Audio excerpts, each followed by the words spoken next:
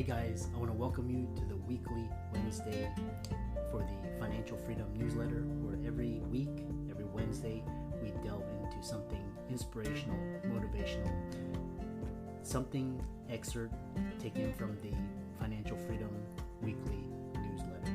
Wherever you are, if you're listening on Spotify, on iTunes, Google, be sure to click the like, subscribe, share, comment. And without ado, let's get into the show. Welcome everybody to this week's podcast episode for the Financial Freedom Podcast. I'm your host, Dr. Christopher Liu. And as you know, we talk about 4 different types of freedom: time, financial, location, health freedom. And in that light, I'm always interested in interviewing founders, entrepreneurs, disruptors, people making a difference, recording those conversations and sharing it with the world. So today we have a very interesting guest. Her name is Kavitta Guy, and she is a co-founder and CEO of Nectir. And we're going to talk about her interesting work with academia, the educational system, and disrupting that. So it's going to be a very fascinating discussion, and I welcome her to the show. So Kavitta, welcome. Thank you so much for having me, Dr. Liu. I'm excited to be here. We had connected through this cool app called Podmatch. Mm-hmm. And, like I said, your bio really stood out to me. Tell us more about who you are, how you got started, and what your company does. Yeah, absolutely. So like Dr. Liu said, my name is Kavitta Guy, and I'm currently in Los Angeles, California, 26-year-old co-founder and CEO of my own company. And my co-founder, Jordan, and I started Nectir about 5 years ago while we were undergrad students at UC Santa Barbara. And Nectir is communication infrastructure built specifically for education. So you can think of Slack or Discord or Teams, but built specifically for the classroom. And basically, when I first came to college, I was first generation, came from an immigrant family. So my idea of what college looked like was really just from the movies. That was all I knew. And when I got there and saw this is nothing like the movies, it was a kind of a rude awakening. I am also autistic and I have ADHD. And so my experience with the classroom has always been very different. I feel like the structure of it was just not built for neurodivergent brains like mine. And so I spent most of my life thinking that I was dumb because the class and the way that it's structured and the way that we assess intelligence is not made for anything other than neurotypical brains. And even for neurotypical brains, I don't know that it's really structured in the best way. So that was really where it started when I, growing up and just never really having a connection to the way that learning happened. Once I got to college and saw that it still wasn't any better, but now I'm just paying $40,000 per year for it, that just didn't sit right with me. And it felt like I got to do something about this. Fascinating. Because like I said, I think the most entrenched systems are in education, finance, healthcare, politics, religion, absolutely, all these. And it's like we were discussing, it's like these institutions are like 100 years old. And it's like, it's like dinosaurs, like trying to raise dinosaurs in today's society. So exactly.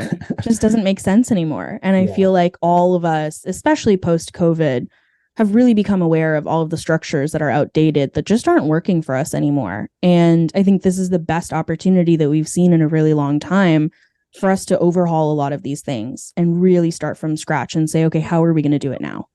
And it's quite interesting because I think Gen Z and are best positioned because they're going to be the major consumer in the next 5-10 years. They're going to have a huge voice, politics, everything. Totally. And a lot of them are like, I don't want to go to school. I don't want to spend $300,000 and be in debt and not have a job and exactly all this stuff. So tell us how Nectar kind of fits into this paradigm. Yeah.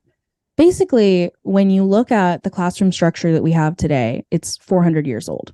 And if you think about if we did anything in our lives the way that we did it 400 years ago, we would all be losing our minds over it. But somehow education is the one piece that nobody's really putting the time and effort and money into the way that we do all these other tech startups like crypto and fintech and all of this, I don't think that education and ed tech gets the same volume. And so when I was in school, I realized really quickly, this is one of the top universities that I could have gone to in the nation. And I love UCSB, don't get me wrong. It was a wonderful school, but I felt like I could have gotten the same education on Google and YouTube. And that just didn't sit right with me. That if I'm paying this much money, why is my high school education in a lot of ways outweighing the value that I get in college? And I spent sort of my entire freshman year grappling with dropping out. I felt like I could just go do this myself. Why would I spend all this money? Why would I go into debt over this? But I ended up joining a business fraternity at the end of my freshman year. And that community of people became so valuable to me so quickly that I realized, oh, this is why you stay. You come to college for the education, but you stay for the people, whether you realize it or not. That is really where you feel connected to the campus. You start to make it part of your identity because you realize this is such a valuable group of people to have around and that we just need community in our lives in every possible way. But that's the part of college that is really, truly valuable. And I think that's my argument for why college will never go out of style or go away. I think we'll always have the institution of higher education because it is the best way for young people to build community and build their network. And for me, when I was going through my education at UCSB, I had sort of just resolved myself to going on the first day, picking up the syllabus, and then never showing up to another lecture and just going to the midterm and final because I was like, you know what? I can self-study it on Google and I'll have way more time for everything else in my life. And I just was like, okay, this is how I'm going to get through college. It's a means to an end. I just need that piece of paper. But I happened to take a class the summer between my sophomore and junior year. And this is UC Santa Barbara. Like you can see the beach from the classroom. So it was the last place that you wanted to be over summer.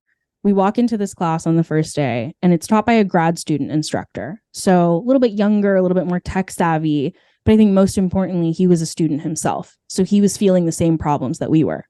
So he sits us all down, me and 150 people in my class.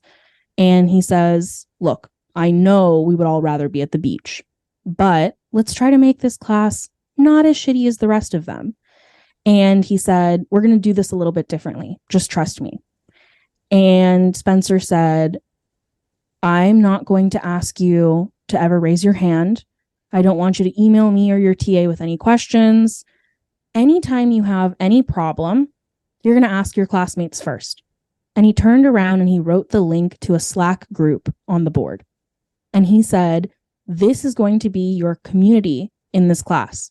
If you have a question in the middle of lecture, or if it's 2 a.m, your first line of action is going to be to put it in the Slack chat, because I guarantee that one of the 149 people around you will have a better and faster answer for you than me or your TA will.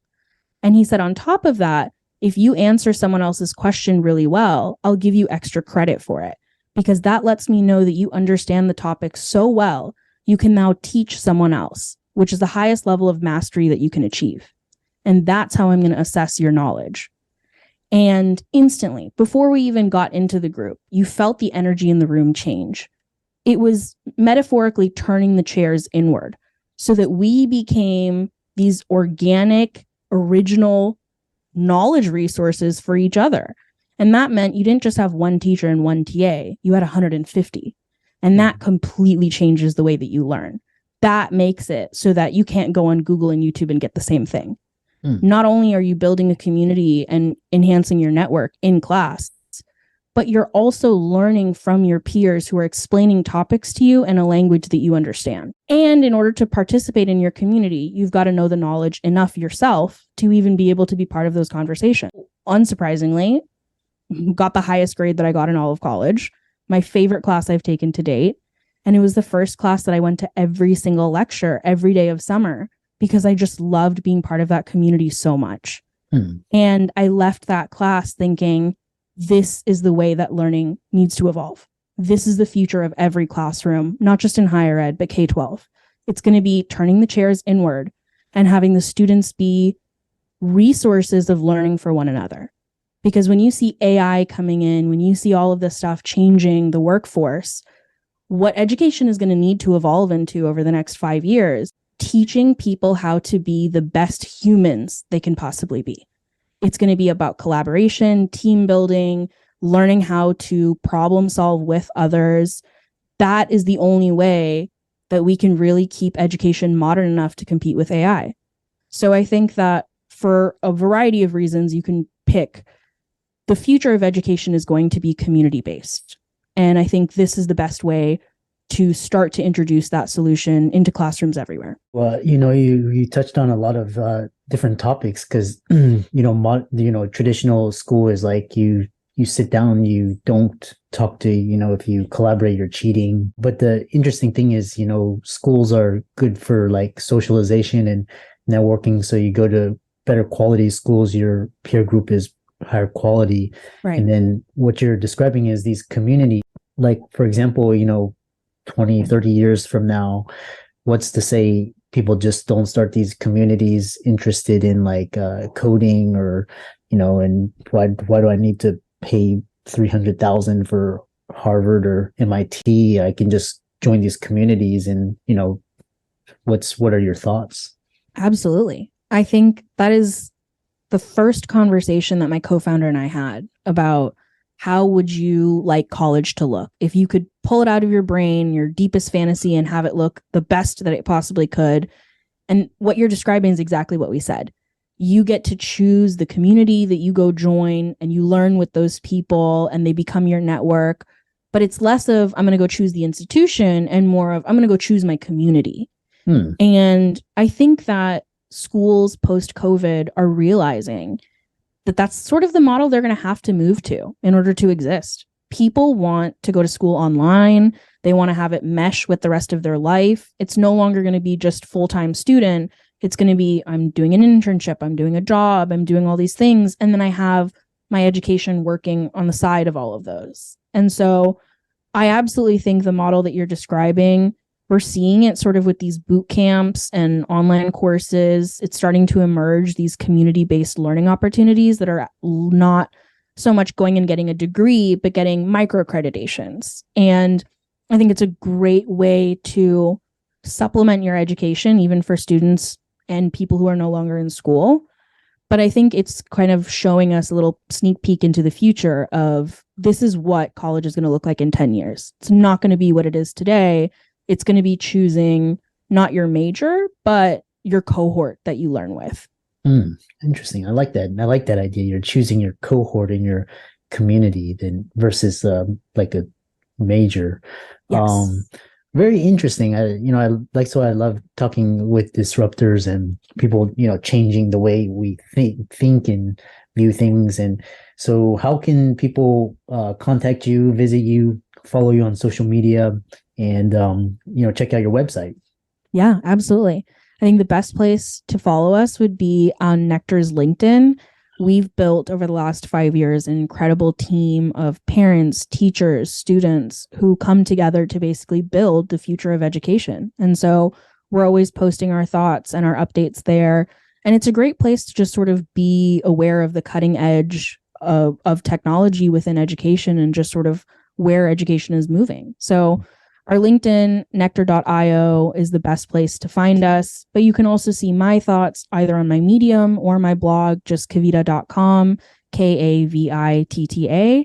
And for Nectar, that is going to be nectir.io. Yeah. And for all the listeners out there, thanks for tuning in. Kavitta's resources will be in the links and show notes. Be sure to follow her on her website and LinkedIn and check out her blog as well. And with that, thanks so much for coming onto the podcast, giving so much wisdom, new insights, and thanks for coming onto the show.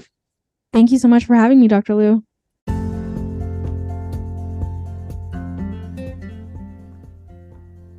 I hope you really enjoyed that wonderful, inspirational, motivational piece. Again, wherever you are listening, if you liked it, be sure to like, comment, share, subscribe. We're on everywhere: Spotify, iTunes, Google, Amazon, Audible. And with without much ado, be sure to thank this show's sponsors, and we'll see you next week.